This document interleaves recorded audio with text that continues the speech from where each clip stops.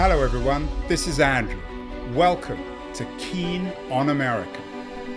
On July 4th, 2026, America will be 250 years old. An anniversary that will, no doubt, be greeted with a mixture of celebration, contemplation, and resignation. In Keen on America, Andrew talks not just about the American past and present, but also speculates on its future. What, Andrew asks, will be the 21st century fate of this now venerable American republic? Hello everybody. A couple of years ago, we had the great British historian Richard Overy on the show. He'd just written a book about the Second World War, which he called the Last Imperial War, 1931 to 1945. And we entitled the conversation, Has the Second World War Ended Yet? And of course, given what's happening in Ukraine and perhaps even Palestine, Gaza, one could argue that it hasn't really ended. And we are going to talk about a different kind of war today, 100-year war between Britain or England and France, which happened a long, long time ago, between 1337 and 1453. My guest today on the show has a new book out. It's out in the US today. It's called Bloody Crowns, A New History of the 100 Years' War. It's also out in the UK. The same book has a different title, The 200 Years' War. Interesting difference in titles. Michael is joining us from South Carolina, where he teaches at the Citadel. Michael, let me begin with the same question that I asked Richard Overy. Has the 100-year war or the 100 Years' War, has it ended yet? Well, I think that kind of depends on your perspective, right? I mean, one of the things that is kind of vital, I think, about this story is, especially when you think about it as a 200 years war, as I've defined it, from 1292 to 1492, this really is what launches us into those kind of imperial wars. So once the wars on the continent end, the wars that we kind of typically think about, you gave the dates 1337 to 1453. Again, I've spread that out a little bit further, but once that ends and England and France are no longer sort of struggling, over France, as it were, the rivalry between them doesn't end. It just moves onto a different landscape, which becomes global, right? 1492 is Columbus and all that. So it really does lay the groundwork for what becomes the imperial colonial wars that, as you rightly said, we continue to grapple with today. Yeah, and it just as Overy stretched the Second World War, suggesting it took place between 1931 and 1945. So you've done the same, calling it the 200 Years' War, at least in the UK edition. Not everyone, Michael, and you teach at the Citadel, so you're all too familiar with this. Not everyone will be familiar with medieval European history. So give us some background. What exactly was the 100 or the 200 Years' War, whatever you want to call it? So traditionally, the 100 Years' War, at least as I was taught it back in the day, probably far too long ago for my own comfort these days. But the traditional sense of this is this fight between England and France that we usually see from the perspective of the English. That England was vying for lands on the continent that the French believed were their lands, and that ultimately kind of metastasizes, actually pretty quickly in the traditional accounting, to England actually claiming the throne of France and saying, well, those are our lands.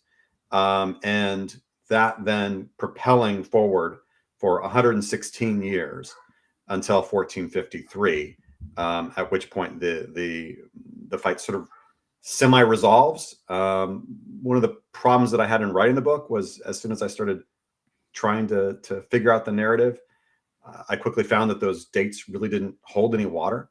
Those dates and even the title of 100 Years of War actually come in 1800.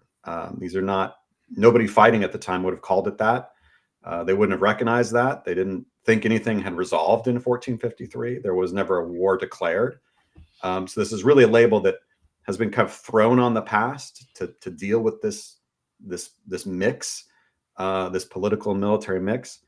And the more I kind of try to think about what that really was, the more I found that you had to broaden the scope to actually get something that had, kind of a semblance of wholeness to it, where a fight really kind of did begin and did end. And that meant pushing it to 200 years and meant talking about this beyond simply the axis of England and France, but also to think about this in terms of what's really going on in Europe entire, because it's a fight that drives what actually comes to define Europe as we deal with it today. Yeah, you mentioned it was an English war, always thought of as an English war, though as it happens, on Amazon at least, your Bloody Crowns is the #1 new release in French history. I'm not sure about British history, or at least English history. Of course, the idea of Britain didn't exist back then. I just saw Monty Python's Holy Grail, or rewatched it recently. And of course, it presents medieval war as a rather sad group of knights running around, some on horseback, some without, fighting each other. It didn't seem to impact much of the world. Is that what this war was like, Michael? I mean, it certainly wasn't like Stalingrad or the Somme, was it? In terms of its mobilization, its violence, its impact on the world. Well, I mean, we're talking about 200 years that see the rise of gunpowder, for instance. I mean, gunpowder warfare doesn't exist when this war begins, and does exist by the end of it. I mean, this changes modern warfare. The idea of having a regular army doesn't exist when this war begins. It exists when we come out of it. Modern taxation practices, even the idea of an administrative state. So much of what we think of that defines our modern world, it actually comes from this period. So yeah, it might not be, sort of a single battle may not have quite the numbers of say a Stalingrad. Part of that's, the populations are much smaller, especially when in the middle of all this, the Black Death hits, which has a bit of a downer for populations in Europe. But in terms of its contemporary scale, some of these fights are just massive. And certainly the kind of damage that's being done over the course of 2 centuries of intermittent warfare is extraordinary. It displaces populations. No ruling house of Western Europe survives this unscathed. It changes pretty much everybody, and it's changing the borders. It's defining the borders. It's an absolutely extraordinary period of fighting.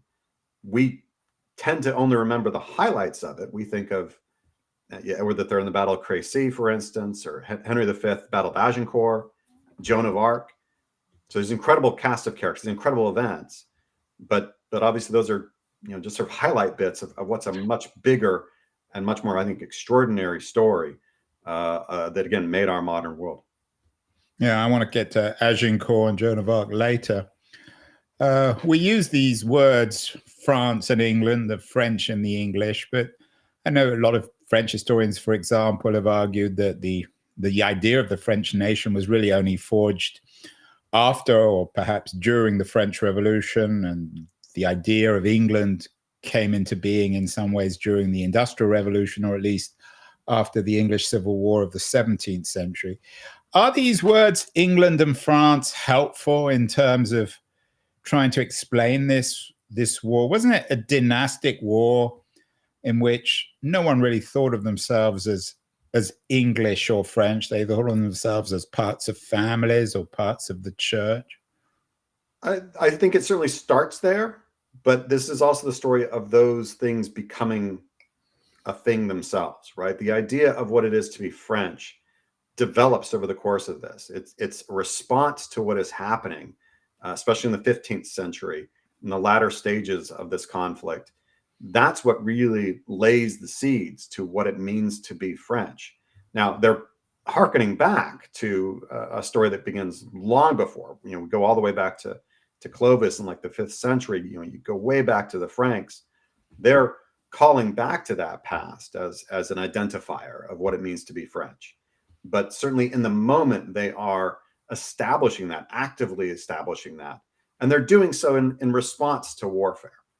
This is one of the things that kind of happens, for military historians. We see this all the time, that, bringing conflict, actually can kind of determine identifications on either side. And that's exactly what transpires here. Now, the story of the making of the English, when exactly does that start? You can go back to the Battle of Brunanburh in 937 with Athelstan, the first supposed king of the English. There's a lot to that, but you could also argue that it takes another phase of fighting in the English Civil War to codify what that is. But it also depends on what you mean by the English or the French, right? Do you mean the administrative state? Do you mean the people themselves?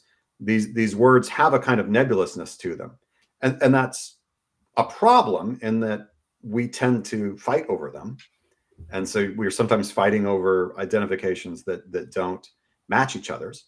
But it's also a necessity to deal with each other and to deal with history. Even, I mean, even in kind of retitling this the 200 Years War, I'm well aware that that's kind of a lie, right? I'm putting an artificial, end and beginning point. Story, you're ruining the mythology of historians, Michael. Historians aren't supposed to lie. Well, it's not. But it's it's a falsehood to say that like anybody woke up and said, "Oh, now we're doing the 200 Years War," just as it's a falsehood to say that anybody thought, at any whatever year you choose, that somebody looked at their watch and said, "Oh, thank God the Middle Ages are done, and now we can get on with being, good people," or now the Industrial Revolution has started. There's never actually, a definitive breaking point, right? And so, we nevertheless need to talk about periods of history and periods of being and groups of people. And we have to create labels for that. One of the things I hope I'm doing in the book is enabling people to see that fact, right? To see that there is a sort of, an artificial quality to this. And I'm at least trying to show my cards, right? This is why I'm using these dates. Here's what the outcome of that is, right? So that we can at least be aware and have a transparent discussion about periodization and about the identification of people. That isn't possible if we just take for granted that these things have inherent meaning, because they don't. In other words, history is part mythology, and perhaps the most mythological figure out of this entire mythological 100 or 200 year story is Joan of Arc, who, of course, has been mythologized, sanctified by the French. Some people see her as the founding figure in the ideal of the French nation. Is there really someone called Joan of Arc, Michael? And was she as important as school children are taught about, especially in France, but also in England? I grew up in England, and even we learned about Joan of Arc, even if she was fighting against the English. Yeah, there was a Joan. She was extraordinary.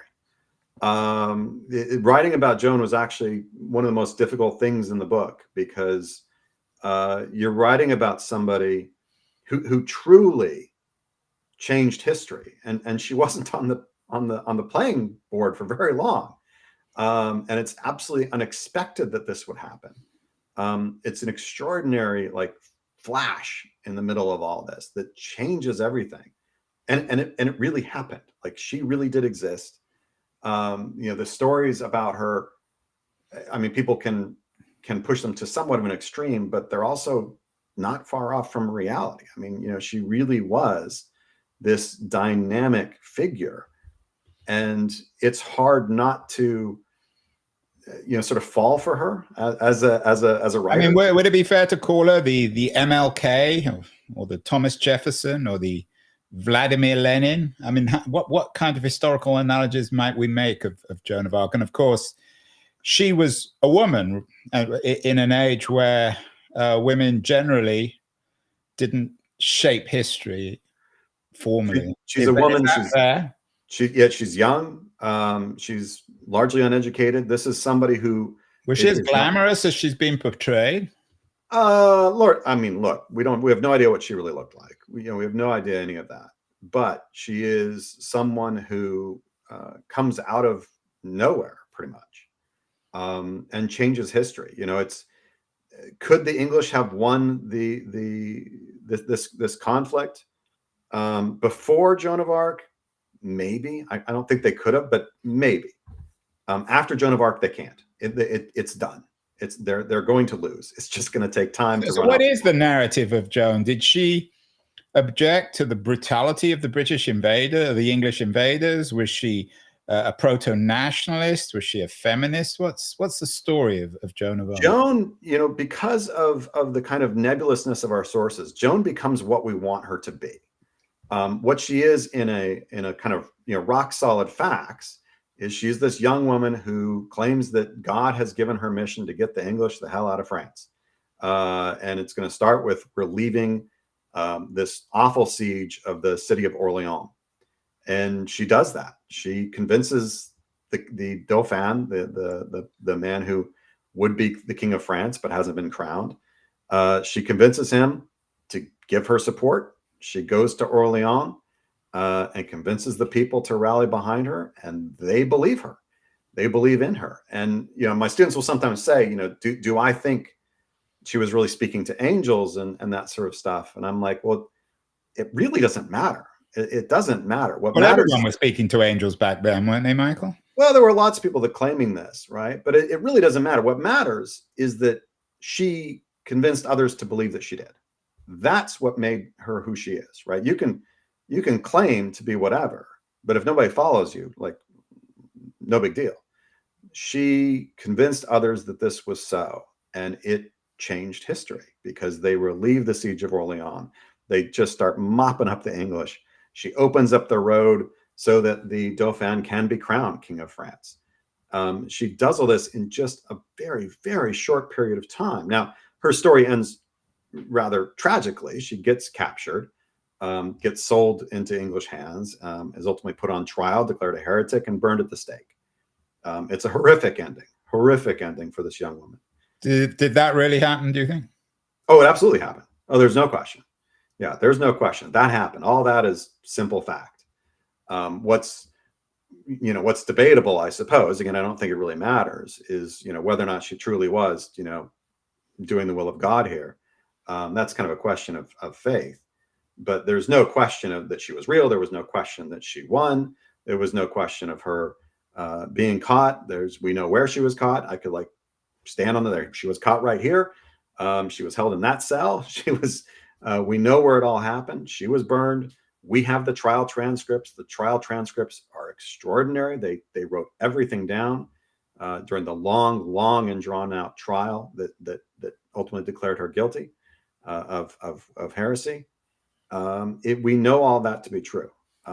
What she becomes, obviously, is something bigger than that. She becomes a kind of myth that people use to determine their own ability and their own identity. And as you said, in France, she's the most modern figure, perhaps, in the whole narrative.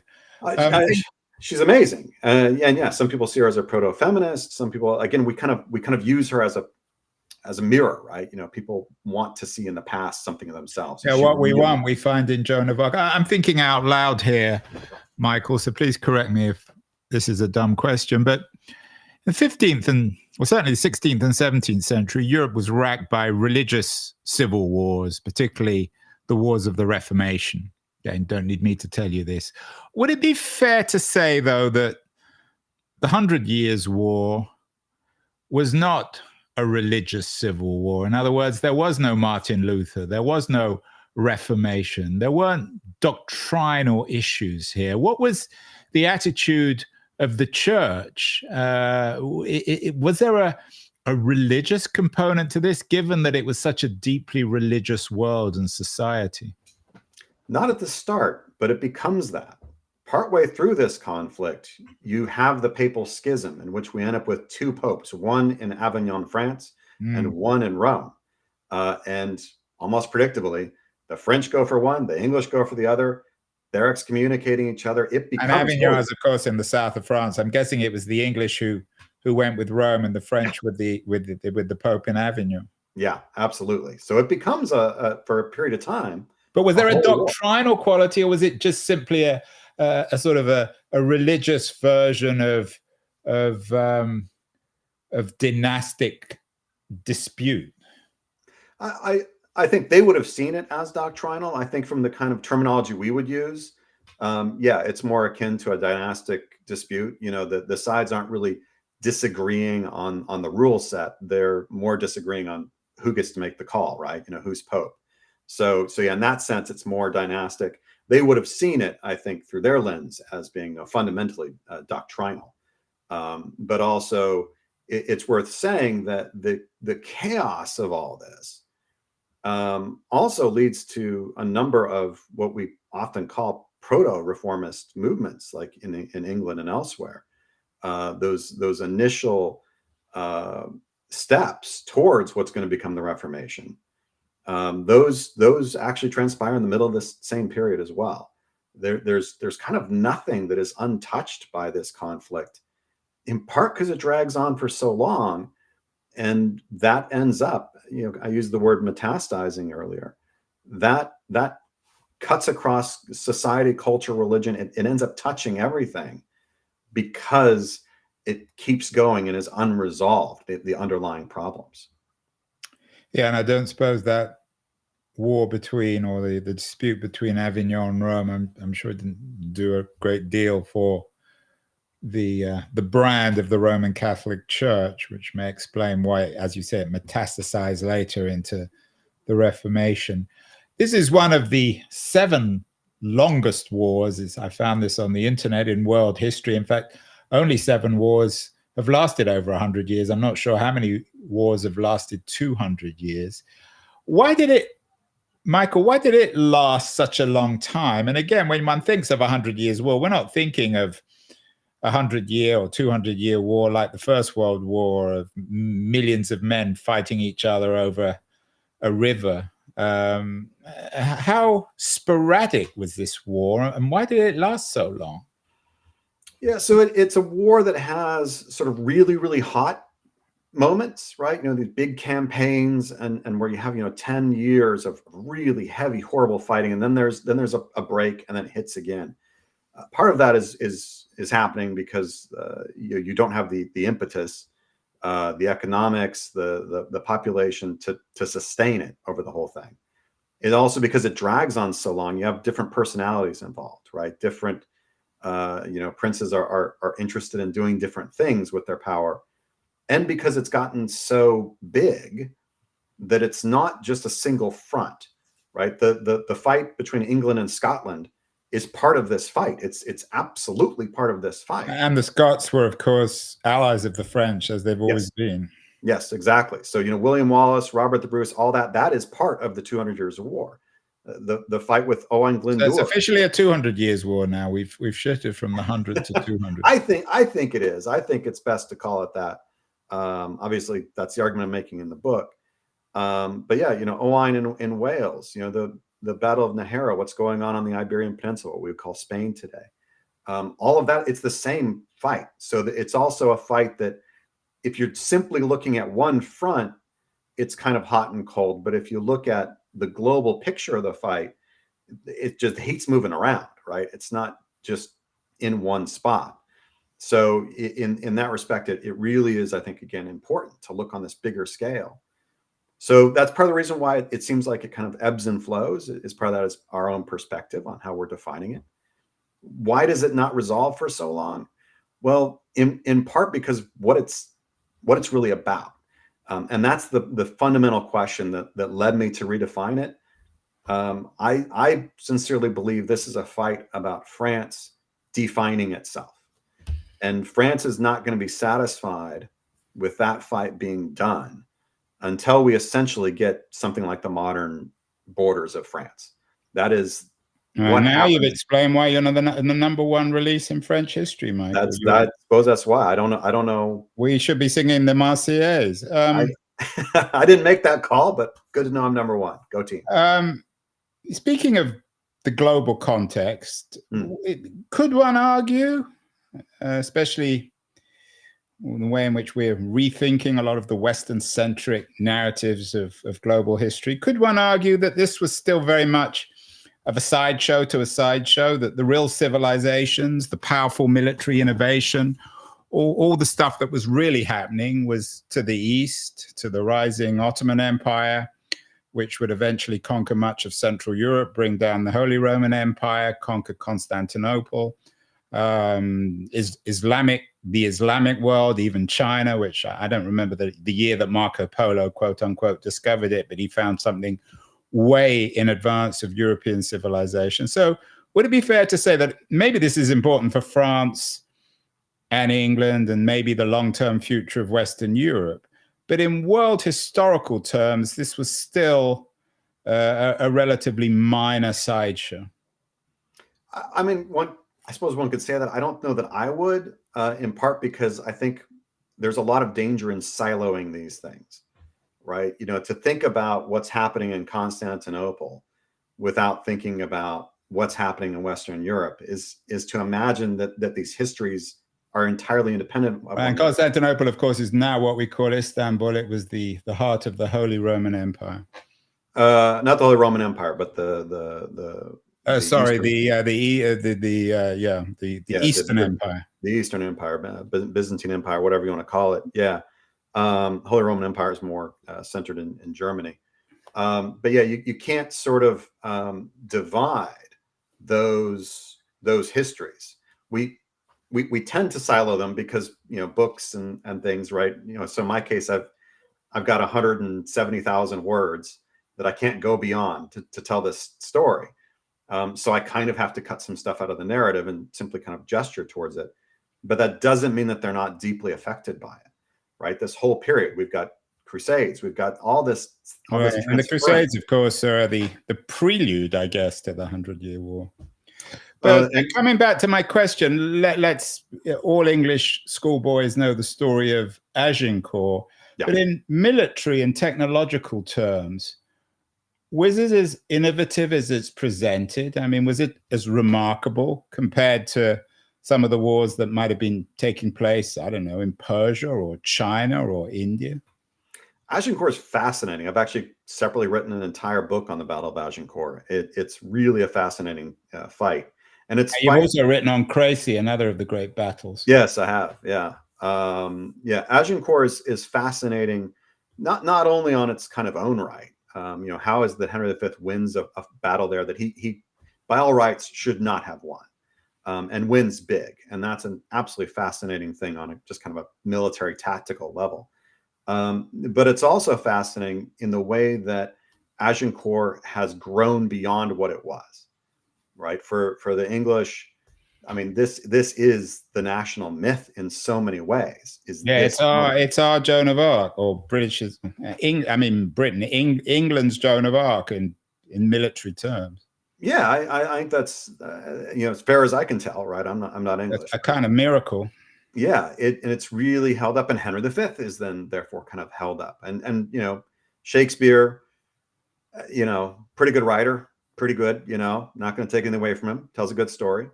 And it's full of great lines. Band of Brothers speech, the whole thing. It's amazing. But it has now sort of become bigger than the event itself. And that doesn't, I don't think, mean that we should diminish it, right? And say, oh, no, it's not that important. No, it is that important because of what it has meant, right? There's a reason that on the cusp of D-Day, right, we're putting out Laurence Olivier's Henry V, the story of Agincourt, because it has that national impulse. Yes, is it accurate to the actual events? Well, not at all. But it nevertheless has a cultural power, and that cultural power has an enormous impact on the world, as it did at D-Day. Yeah, and Agincourt, of course, we never probably had Winston Churchill without Agincourt. There are a lot of remarkable characters. You talked about Henry V, Joan of Arc. There were some very bad people as well. There was Edward the Black Prince, for example. How violent and unpleasant. I mean, if you watch the Monty Python films, some of these characters seem particularly unpleasant. Was there a lot of bloodthirstiness, a lot of slaughter, a lot of people boiling oil on one another, or are we again over dramatizing this war, Michael? Oh, it's terrifically violent.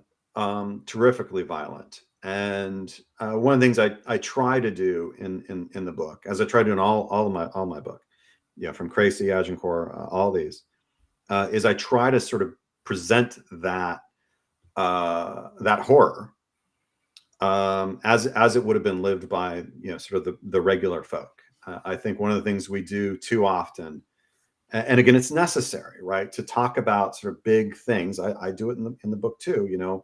Henry V did this, Henry V did that. Well, I mean, Henry V did it, but also he had thousands of people with him who were bleeding and killing and going through all this trauma to make that act happen.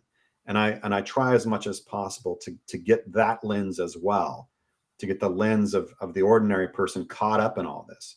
What was it like for the people in France who they're just trying to go about their lives, and armies are marching back and forth and taking everything that they own and destroying their crops in order to get at the other side, and whatever it is, all that slaughter and brutality. What is that like? And what is that also doing even to the soldiers themselves in terms of their trauma? I think we too often ignore that, and I've tried within the bounds of the publishing limit of what a printing press can take, to tell those stories too, so that we can get a better picture of who we were, right? What was this really like? And that it wasn't just all pretty banners and knights in shining armor, that there really was a horrific darkness to this, as there is in any war. No war is clean and pretty. That's not what warfare is. Was there an element, though, of chivalry? This was, shall we say, the ideology, at least, of both sides, the chivalrous knight. Is that another myth?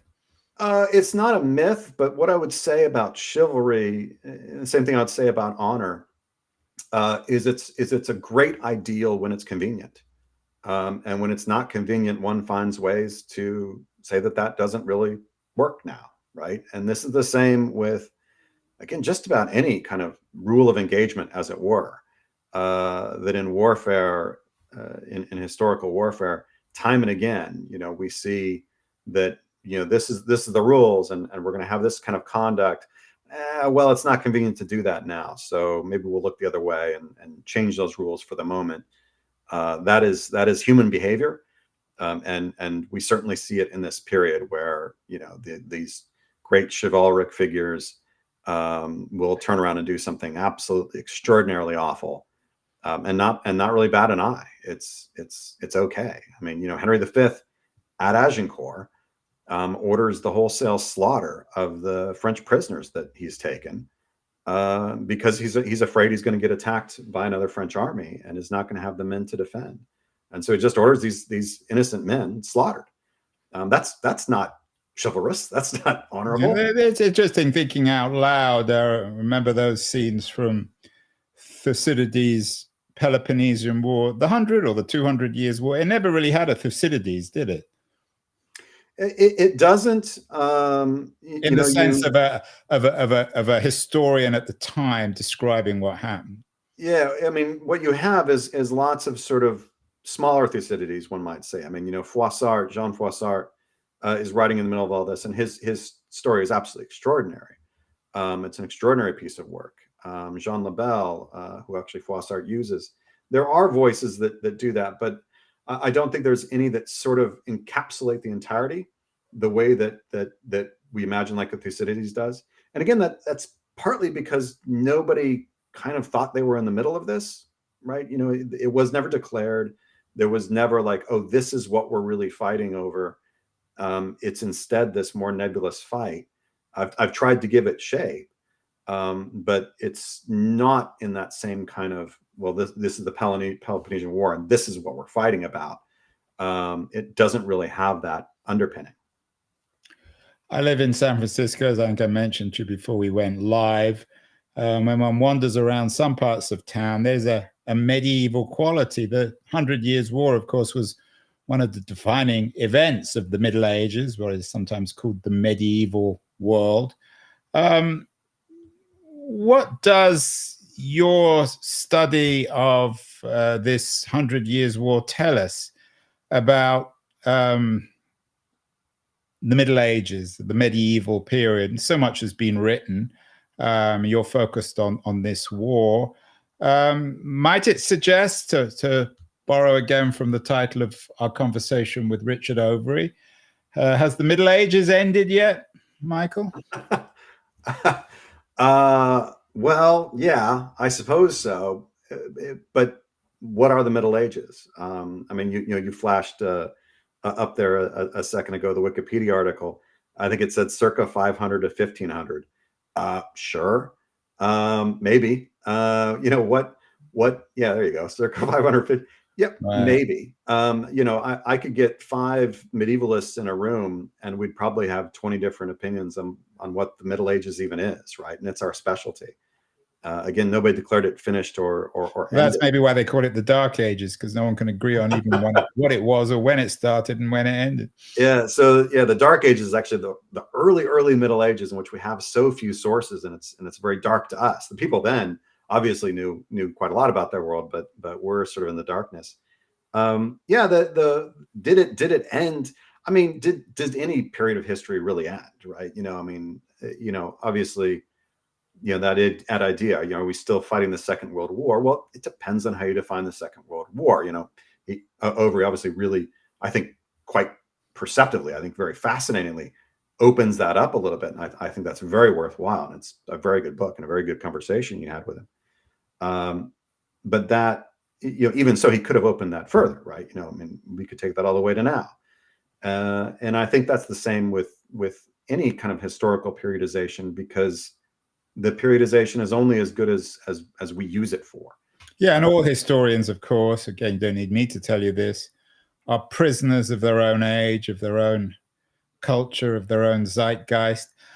I'm assuming that in our age, Michael, which tends to be a little more pessimistic, a little less optimistic about progress, the teleology of progress, which has driven our sense of Western history over the last few centuries. I'm guessing that your generation of historians are looking at this 100 or 200 years war slightly differently from 18th or 19th or even 20th century historians. I think absolutely that's the case. And I don't know that it's, sort of a conscious thing or not, but, I think inevitably, as more work is done and more sources come to light, right, there's whole archives that haven't been touched. It's very easy to think about, the material of the past kind of, well, we already know everything. We just don't. We don't know where some of these biggest, most incredible fights were even fought. We're still finding sources. We're still finding material. And each one of those gives us a fuller picture. So just at the level of material to work with, we are constantly needing to reconfigure our understanding of the past. But I think, yeah, beyond that, there is certainly more of an awareness of, kind of looking at the past, I would say, kind of with eyes open, as opposed to, just trying to look at it through a nationalistic lens or through a progressive lens. Things were so bad, and history has this sort of trajectory to the ultimate awesomeness that is I. I think we've lost a lot of that as a culture, and that kind of sucks, but is also good. I mean, we shouldn't think of ourselves in that privileged position, but it is nevertheless kind of beholden on us to go back and look at these past events then and say, well, did we get it right? What were we thinking? What were they thinking? And really kind of interrogate, ourselves and the lenses through which we're seeing the past. And that's important because that's how we define ourselves in the end. Yeah, and I'm pleased that you haven't said anything about this being a war about democracy. If there is one question, you said we still don't know a great deal, sometimes where even the battles were. If there's one unanswered question about this period that you would like to answer, what is it? Oh my goodness. I've never been asked that question, man. That's a hell of a good question. What would be the one thing I wish I knew about this period? I honestly, I wish that I had access to all the pieces. I know that's general, but too often when you get back into the medieval period in particular, we only have one side of something. So, if you think about the Battle of the Somme, for instance, to use something kind of more recent, we have lots of sources from both sides. We kind of know what each side is thinking. Very often in the medieval period, we only have one side, and that is tremendously detrimental to trying to understand what's happening. So, if you in reading my book, you see I spend a lot of time, as much as I can, trying to sort of wrestle with that and showing the readers that the act of that wrestling that we have to do to try and get the bigger picture, because I think it's important for people to understand that, and we don't usually understand that. So that'd be the big thing is just almost for any moment, I wish I had two sides of it, and too often I've only got one. The number of events where you have both sides is really, really quite small percentage wise. Well, let's end with a question that I'm sure you've had many times. In fact, you teach at the Citadel, one of the top military colleges in the United States in Charleston. So this is probably goes with your day job as their distinguished professor. The real question then is, what does this 100 or 200 year war in 800 years ago in distant Europe, in Western Europe, when there was England and France, these sort of proto-nations, what the hell, Michael, does this have to do with American military history or training or thinking in the mid-2020s? For upcoming generals or brigadiers who are at the Citadel, why should they want to read your book? How will it help the American military?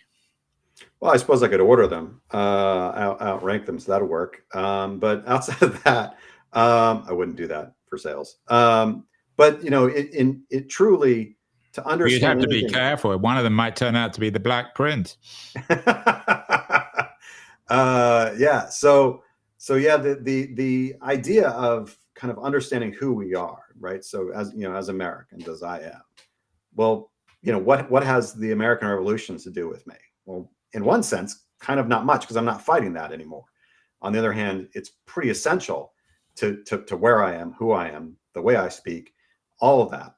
And I think you kind of step that back in military history, and we see that same process unfolding, right? This 200 years fight, this defines England, it defines France, it determines what's going to happen over the next centuries as this fight becomes global.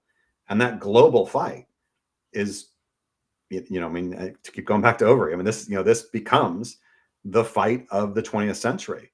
Well, what does that have to do with the 21st century? It builds the landscape, and we're still struggling with the outcomes of that.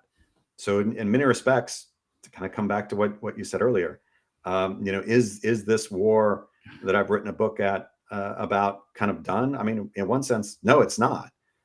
In that sense, wars never really end. We're simply in one long continuous spectrum of struggling with each other and with ourselves. So maybe we should call it. Maybe you should have called it the 700 Years War, Michael. I thought about starting this with the breaking up of Pangaea, and just start there and run it forward. Again, there's only so many words in a book. Well, there's always other books. Maybe that will be your next book. Michael Livingston, congratulations. Fascinating new book. Wonderful discussion on an event many hundreds of years ago that may still be enormously significant.